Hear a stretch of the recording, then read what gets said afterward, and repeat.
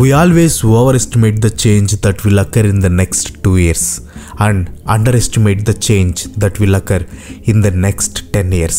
దీని అర్థం మనం అంటే మనుషులం నెక్స్ట్ 2 సంవత్సరాల్లో జరిగే మార్పుని సీరియస్గా తీసుకుంటాం, కానీ నెక్స్ట్ 10 సంవత్సరాల్లో జరిగే మార్పుని అస్సలు పట్టించుకోం. ఆ మార్పు మన మనుగడకి హాని కలిగిస్తుంది అని తెలిసినా కూడా మనం ఆ మార్పు గురించి పట్టించుకోము. ప్రజెంట్ అదే జరుగుతుంది. ఏఐ ఆర్టిఫిషియల్ ఇంటెలిజెన్స్ అనే మార్పు వచ్చినప్పుడు దాన్ని చూసి అందరూ తెగ ఎక్సైట్ అయిపోయారు. ఆర్టిఫిషియల్ ఇంటెలిజెన్స్ తెచ్చిన మార్పు మన జీవితాలని మార్చేస్తుంది అని తెగ చంకలు గుద్దుకున్నారు. కానీ ఇప్పుడు ఆ మార్పు మన మనుగడకి హాని కలిగించడం స్టార్ట్ చేసింది. హాని కలిగించడం అంటే ఏదో టర్మినేటర్ సినిమాల లాగా ఆర్టిఫిషియల్ ఇంటెలిజెన్స్ హ్యూమానిటీ మీదకి రోబోట్స్తో యుద్ధం ప్రకటించలేదు. దానికి ఇంకా టైం ఉంది. డైరెక్ట్గా యుద్ధం కాకుండా ముందు మన జీవన శైలి మీద అటాక్ చేస్తుంది ఆర్టిఫిషియల్ ఇంటెలిజెన్స్. ఈ అటాక్లో భాగంగానే హ్యూమన్స్ చేసే జాబ్స్ అన్నిటిని ఆర్టిఫిషియల్ ఇంటెలిజెన్స్ రీప్లేస్ చేస్తుంది. ప్రజెంట్ మన టెక్నాలజికల్ డెవలప్మెంట్ పీక్ స్టేజ్లో ఉంది. మన పూర్వీకులకి లేని ఎన్నో సౌకర్యాలు మనకి ఉన్నాయి, కానీ ఈ డెవలప్మెంట్ మధ్యలో ఆగిపోయేది కాదు. Artificial intelligence, machine learning, automation, quantum computing, blockchain etcetera ఇవన్నీ కలిసి మనుషులకి ఎన్నో కొత్త ఆపర్చునిటీస్ని క్రియేట్ చేయబోతున్నాయి. But at the same time ఎంతో మందిని జాబ్లెస్గా చేయబోతున్నాయి. నెక్స్ట్ 10 yearsలో ఆర్టిఫిషియల్ ఇంటెలిజెన్స్ 800 మిలియన్ నుంచి 2 బిలియన్ని రీప్లేస్ చేయబోతుంది. 2050 వచ్చేసరికి ఇప్పుడు ఉండే కామన్ జాబ్స్ అన్ని ఆర్టిఫిషియల్ ఇంటెలిజెన్స్ చేతిలోకి వెళ్ళిపోతాయి. ఆర్టిఫిషియల్ ఇంటెలిజెన్స్ రీప్లేస్ చేసే అలాంటి 10 కామన్ జాబ్స్ ఏంటో ఈ రోజు వీడియోలో మనం తెలుసుకుందాం. ఇన్ కేస్ ఇప్పుడు నేను చెప్పబోతున్న ఈ 10 ఉద్యోగాల్లో మీరు ఏదైనా జాబ్ చేస్తుంటే కింద కామెంట్లో నాకు చెప్పండి. Number 1 drivers. Artificial intelligence replace చేయబోయే జాబ్స్లో ముందుగా ఉన్న జాబ్ డ్రైవింగ్. సింపుల్గా చెప్పాలంటే ఒక ఎద్దుల బండి తప్ప మెషినరీ, ఆటోమొబైల్, వెహికల్ డ్రైవ్ చేసే వాళ్ళు ఎవరైనా ఉంటే మీరు తొందరగా వేరే ఫీల్డ్లోకి వెళ్ళిపోవడం చాలా మంచిది. Taxi drivers, bus drivers, truck drivers, Uber drivers, pizza delivery, package delivery అన్నిటినీ ఆర్టిఫిషియల్ ఇంటెలిజెన్స్ రీప్లేస్ చేయబోతుంది అనడం కంటే ఆల్రెడీ చేస్తుంది అని చెప్పడం కరెక్ట్గా ఉంటుందేమో. దానికి live example Tesla. Present Tesla fully automated కాదు, కానీ నెక్స్ట్ 2 yearsలో ఖచ్చితంగా ఫుల్లీ ఆటోమేటెడ్గా మారి ప్రతి కంట్రీలోని గవర్నమెంట్ యొక్క అప్రూవల్ పొందడానికి రెడీగా ఉంది టెస్లా. ఇంకా ఉబెర్, ఓలా లాంటి కంపెనీస్ తమ డ్రైవర్స్ ని ఎంప్లాయీస్ అని పిలవడానికి కూడా ఇష్టపడవు. ఈ కంపెనీలో పనిచేసే డ్రైవర్స్ యొక్క వర్కర్ రైట్స్ ని తప్పించడం కోసం ఈ కంపెనీస్ చాలా ఖర్చు పెట్టాయి కూడా. సో ఆలోచించండి, ఎంప్లాయీస్ ని ఎంత ద్వేషించే ఈ కంపెనీస్ ఆర్టిఫిషియల్ ఇంటెలిజెన్స్ తో వీళ్ళని రీప్లేస్ చేయొచ్చు అనే ఆప్షన్ వస్తే కళ్ళు మూసుకొని ఒప్పేసుకుంటాయి. అమెరికా, జర్మనీ లాంటి కంట్రీస్ లో ట్రక్ డ్రైవింగ్ జాబ్స్ చాలా ఎక్కువ మొత్తంలో ఉంటాయి. సో ఈ countries already self driving trucks ని డెవలప్ చేయడంలో బిజీ అయిపోయాయి. ఇవే కాదు, ఫుడ్ డెలివరీ, ప్యాకేజ్ డెలివరీ కోసం కొన్ని కంపెనీస్ ఇప్పటికే డ్రోన్స్ తో డెలివరీ చేయడానికి ట్రై చేస్తున్నాయి. ఓవరాల్ గా చూసుకుంటే డ్రైవింగ్ కి ఫ్యూచర్ లో పెద్దగా స్కోప్ ఉండదు. Number 2 travel agents. Flights, train, bus ఏదైనా సరే టికెట్ బుక్ చేయాలంటే ఒక ఫోన్, దాంట్లో ఒక యాప్ ఉంటే చాలు. బాగా గుర్తు తెచ్చుకోండి, మీరు లాస్ట్ టైం ఒక ట్రావెల్ ఏజెంట్ దగ్గరికి వెళ్ళి టికెట్ ఎప్పుడు బుక్ చేశారో? మీరు ఎక్కడికి ట్రావెల్ చేయాలనుకున్నా సరే ఇంట్లోనే కూర్చొని టికెట్ బుకింగ్ చేసుకోవచ్చు. అఫ్ కోర్స్ ఎవరో కొంతమంది ఉంటారనుకోండి ట్రావెల్ ఏజెంట్స్ దగ్గరికి వెళ్ళి టికెట్ బుక్ చేసుకునే వాళ్ళు, కానీ 2050 వచ్చేసరికి అసలు ట్రావెల్ ఏజెంట్ అనే పదం కూడా వినిపించదు. Ticket booking, cancellation, refund, hotel booking మొత్తం ట్రావెల్ ఇండస్ట్రీని ఆర్టిఫిషియల్ ఇంటెలిజెన్స్ రీప్లేస్ చేయబోతుంది. నాకు బాగా గుర్తు, నేను బీటెక్లో ఉన్నప్పుడు మా కాలేజ్కి వెళ్ళాలంటే ఒక చిన్న ఏపీఎస్ఆర్టీసీ ఒక చిన్న డబ్బా పెట్టుకుని ఒక అంకుల్ కూర్చొని ఉండేవాడు. ఆయన దగ్గరికి వెళ్ళి డబ్బులు ఇచ్చి టికెట్ బుక్ చేయించుకునేవాళ్ళు అనమాట. ఆ రోజుల్లో క్యాట్ కార్డ్ అని సంథింగ్ ఏ కన్స్ట్రక్షన్స్ కి సమ్ డిఫరెంట్ కార్డ్స్ కూడా ఉండేవి. కానీ ఇప్పుడైతే మొత్తం ఆన్లైన్ లో చేస్తున్నాం. ఎవరో కొంతమంది మాత్రమే ఈ ట్రావెలింగ్ ఏజెంట్స్ దగ్గరికి వెళ్తున్నారు. సో 2050లో వీళ్ళు కూడా కనిపించరు. Number 3 cashiers. Present online shopping బాగా ఎక్కువైపోయింది. చాలా మందికి స్టోర్లకి వెళ్ళి షాపింగ్ చేసే ఓపిక లేదు. సో స్టోర్స్ కూడా ఎంప్లాయీస్ ని తగ్గించేస్తున్నాయి. మెల్లిగా ఈ స్టోర్స్ అన్ని సెల్ఫ్ చెక్అవుట్ స్టోర్స్ గా మారిపోతున్నాయి. అంటే ఈ స్టోర్స్ లో ఎవ్వరు ఉండరు, జస్ట్ మీరే వెళ్ళి మీకు కావాల్సింది తీసుకొని క్రెడిట్ కార్డ్ తో బిల్ కట్టేయటమే. అసలు మనుషులు లేని స్టోర్స్ అంటే కాస్త నమ్మడానికి కష్టంగా ఉండొచ్చు, కానీ అమెరికా లాంటి దేశాల్లో ఇది ఆల్రెడీ స్టార్ట్ అయింది కూడా. సెన్సార్స్ సాయంతో ఈ స్టోర్స్ ని నడుపుతున్నారు. కేవలం అమెరికా దేశంలోనే దాదాపు 80 లక్షల మంది క్యాషియర్ జాబ్ చేసే వాళ్ళు ఉన్నారు. వీళ్ళందరూ ఫ్యూచర్ లో తమ జాబ్స్ ని కోల్పోయే ఛాన్స్ ఉంది.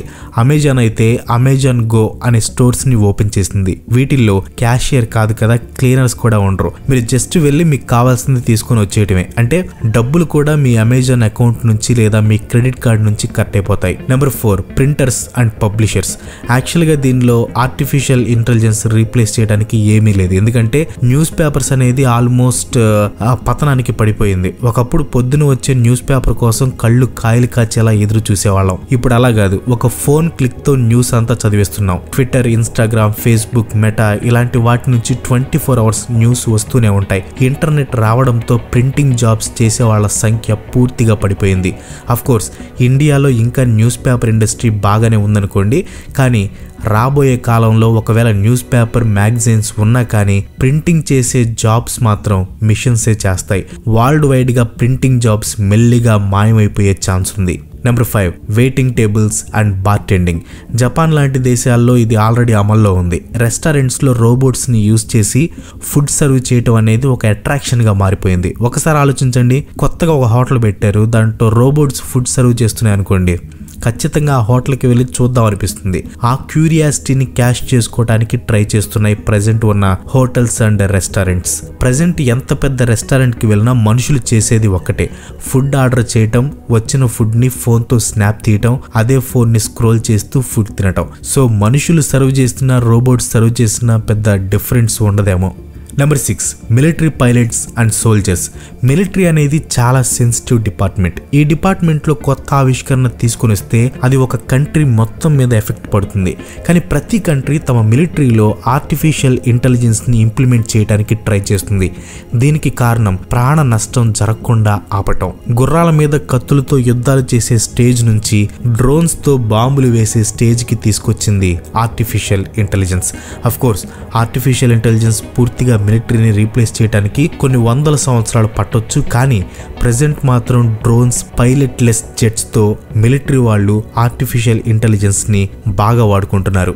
Number 7, telemarketers and customer support. Artificial intelligence ఈజీగా రీప్లేస్ చేయగలిగే సెక్టార్ టెలికామ్ జాబ్స్. ఇన్ఫ్యాక్ట్ మీరు గమనించే ఉంటారు, ఇంతకుముందు కస్టమర్ కేర్ అని కాల్ చేయగానే బూతులు తిట్టడం స్టార్ట్ చేసేవాళ్ళం, వాళ్ళు సారీ చెప్పి కాల్ కట్ చేసేవాళ్ళు కూడా. కానీ ఇప్పుడు అలా కాదు, అటువైపు నుంచి ఆటోమేటెడ్ వాయిస్ వస్తుంది. మీరు ఎంత తిట్టినా సరే దానికి నచ్చింది చెప్పి కట్ చేస్తుంది. సేమ్ కస్టమర్ కేర్ కూడా అంతే, 1 నొక్కండి, 2 నొక్కండి, నా మెడకాయ నొక్కండి అని ఒక ఆటోమేటెడ్ వాయిస్ వస్తుంది. మీకు కావాల్సిన ఆప్షన్ ప్రెస్ చేశాక అప్పుడు ఆపరేటర్కి కనెక్ట్ అవుతుంది. 2050 వచ్చేసరికి ఈ ఆపరేటర్స్ కూడా ఉండరు, మొత్తం ఆర్టిఫిషియల్ ఇంటెలిజెన్సే ఉంటుంది. Number 8, accountants and tax preparers. అసలు ఆర్టిఫిషియల్ ఇంటెలిజెన్స్ కనిపెట్టడానికి మెయిన్ కారణం బోరింగ్ అండ్ రిపిటేటివ్ని చేయకుండా ఉండటానికి. అండ్ అన్ని జాబ్స్లోకి పరమ బోరింగ్ జాబ్స్ ఏమైనా ఉన్నాయంటే అకౌంట్స్ చూడటం అండ్ ట్యాక్స్ చూడటం. ఇవి బోరింగ్ అయినా కానీ చాలా ఇంపార్టెంట్. అందుకే అకౌంటెంట్స్కి, ట్యాక్స్ ప్రిపేర్ చేసే వాళ్ళకి జీతాలు కూడా చాలా ఎక్కువగా ఉంటాయి. సో ఆర్టిఫిషియల్ ఇంటెలిజెన్స్ టెక్నాలజీ పెరిగే కొద్దీ వీళ్ళని ఆర్టిఫిషియల్ ఇంటెలిజెన్స్తో రీప్లేస్ చేయడం ఎక్కువైపోయింది. కానీ అకౌంటెంట్స్ని రీప్లేస్ చేసే ఆర్టిఫిషియల్ ఇంటెలిజెన్స్ తయారు చేయాలంటే చాలా ఖర్చు అవుతుంది. అయినా సరే ఖర్చుని పట్టించుకోకుండా అకౌంటెంట్స్ని రీప్లేస్ చేసే ఆర్టిఫిషియల్ ఇంటెలిజెన్స్ని తయారు చేస్తున్నారు. Number 9, manufacturing workers.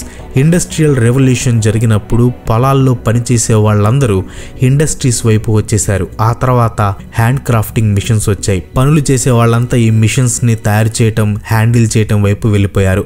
Artificial intelligence వచ్చాక ఈ మిషన్ హ్యాండ్లింగ్ చేసే జాబ్స్ కూడా మనుషులకి కాకుండా పోయాయి. ఇప్పుడు ఇండస్ట్రీస్ అన్ని మ్యాక్సిమం ఆటోమేటెడ్ మెషిన్స్ని వాడుతున్నాయి. జస్ట్ ఆ మిషన్స్ ని హ్యాండిల్ చేయడానికి కొంతమందిని జాబ్స్ లో పెట్టుకుంటున్నారు. ఇంకొన్ని సంవత్సరాలు పోతే ఈ హ్యాండిల్ చేసే జాబ్స్ కూడా ఆర్టిఫిషియల్ ఇంటెలిజెన్స్ రీప్లేస్ చేస్తుంది. Number 10 farming. ఇంతకుముందు ఫార్మింగ్ క్రియేట్ చేసినన్ని జాబ్స్ వేరే ఏ సెక్టర్ కూడా డెవలప్ చేసేది కాదు. సాయిల్ టెస్టింగ్ దగ్గర నుంచి పంటకి మందు కొట్టడం వరకు అన్ని మనుషులే చేసేవాళ్ళు. కానీ ఇప్పుడు ఫార్మింగ్ మొత్తం టెక్నాలజీతోనే చేస్తున్నారు. సాయిల్ టెస్టింగ్ ఏమో శాటిలైట్స్ తో చేస్తున్నారు, పొలాల్లో విత్తనాలు మందులేమో డ్రోన్స్ తో వేస్తున్నారు. ఇలా ఫార్మింగ్ మొత్తం మెషిన్స్ తో చేస్తున్నారు. ప్రజెంట్ కొంతమంది మాత్రమే ప్రాచీన పద్ధతిలో ఫార్మింగ్ చేస్తున్నారు. ఫ్యూచర్లో మామూలుగా ఫార్మింగ్ చేసేవాళ్ళు చాలా తక్కువైపోతారు. ఇన్ఫ్యాక్ట్ ఫార్మింగ్ కాస్త ఆర్టిఫిషియల్ ఇంటెలిజెన్స్ ఫార్మింగ్ అయిపోయినా ఆశ్చర్యపోవాల్సిన అవసరం లేదు. That's all for today. ఈ వీడియో మీకు ఎలా అనిపించింది కింద కామెంట్లో పోస్ట్ చేయండి. అండ్ ఆర్టిఫిషియల్ ఇంటెలిజెన్స్ మీద ఇంట్రెస్టింగ్ టాపిక్స్ చాలా ఉన్నాయి, కానీ మీరు చూస్తారో లేదో తెలియదు కాబట్టి ఇంకా నేను వాటిని టచ్ చేయలేదు. మీకు గనక అవి వినాలని ఇంట్రెస్ట్ ఉంటే ఈ వీడియోని ఖచ్చితంగా లైక్ చేసి కింద కామెంట్ చేయండి. ఇంకా ఆర్టిఫిషియల్ ఇంటెలిజెన్స్ మీద కొత్త వీడియోస్ చేయడానికి ట్రై చేద్దాం. అండ్ రేపు మన ఛానల్లో ఆంధ్రప్రదేశ్ అప్పుల గురించి ఒక వీడియో వచ్చేస్తుంది. సో అది మిస్ అవ్వకూడదు అనుకుంటే మన ఛానల్ని తప్పకుండా సబ్స్క్రైబ్ చేసుకుని పక్కనే ఉన్న గంట సింబల్ని కూడా యాక్టివేట్ చేయండి. ఇంకో మంచి ఎపిసోడ్తో మళ్ళీ కలుసుకుందాం. అంతవరకు సెలవు. Bye bye.